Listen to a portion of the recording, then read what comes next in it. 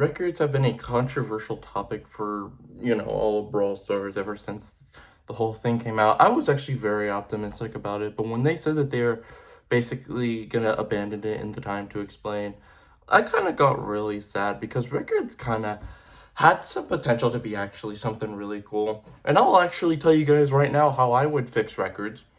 Okay.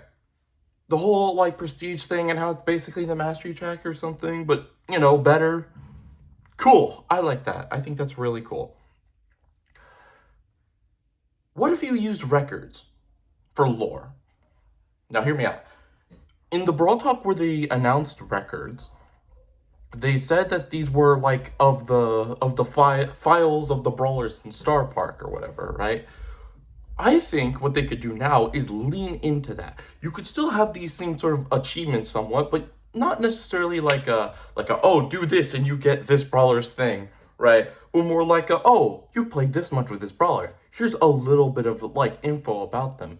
Even if it's something like really small, you could do something kind of like what Uma Musume does, where you can kind of look into like the pamphlet and see like a bunch of the like the Uma's like birthdays, like likes, dislikes, and it gets in Uma Musume, they get revealed as you do as you go about the like the training with your Uma, right? I feel like you could do the same thing with the brawlers, where it's like, oh, you do 100 games with this brawler.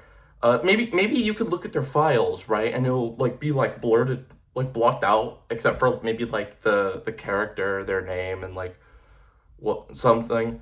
And it goes from like something like small, like oh their birthday, what they like and don't like, and then you get to like the 300 games uh win as the brawler or whatever, right?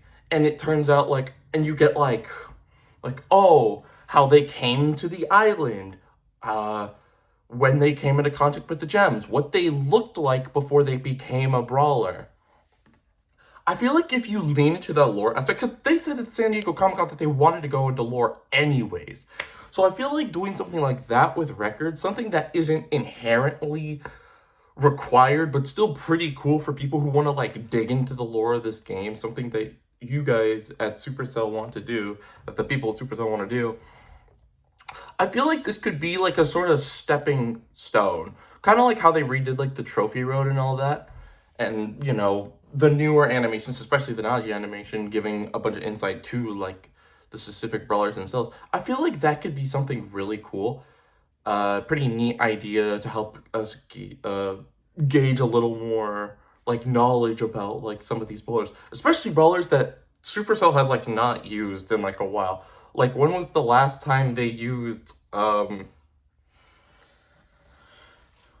when was the last time they used Jae Young in an animation? You know what I mean? So it'd be nice to know a little more about Jae Young because it's very much implied to be an office worker at Star Park, but they talk more about his party mode and not like the implications of hey, this guy works at Star Park. Put the dots together.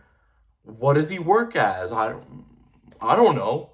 They haven't said. He's just some office worker who's like who parties after work. But yeah, relegating records to that, I feel like could be really cool. A really cool thing. Just something extra. No cost at the end of Supercell HQ, Brawl Stars HQ, but it'd be nice for the fans to get to know like some of the brawlers who are in costumes, like what they look like under there, something along those lines.